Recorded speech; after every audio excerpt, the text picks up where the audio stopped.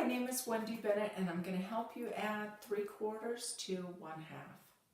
First we have to determine what our whole is. Our whole can be anything. This time we're going to use 4 red pieces as one whole. Then we determine what our 3/4 is. 3/4 is 3 red pieces because they're 3 pieces of the whole. 2 red pieces is 1/2 of the whole. This is 1/2 of the whole. 2 red pieces. 4 red pieces is our whole. We're going to take 3 red pieces and add them to the 2 red pieces, and the 3 red pieces are the 3/4, the 2 red pieces are the 1/2. When we put them together, we find out that 3 red pieces and 2 red pieces equal 1 1/4 of the whole. So our answer is 1 1/4. We're going to use another example. We're going to use 4 brown pieces to be our whole. So we have 4 pieces representing our whole. We're going to use 3 pieces to represent 3/4 of our whole.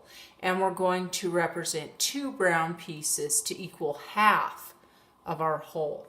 So then when we take our pieces and we put them together, we have 3/4 plus 3 brown pieces to be 3/4 and 2 brown pieces to equal 1/2 equals 1 1/4 of our original whole. Okay, in our last example, we're going to show that we can use anything to equal our whole. This time our whole is 4 cans of mushrooms equal a whole.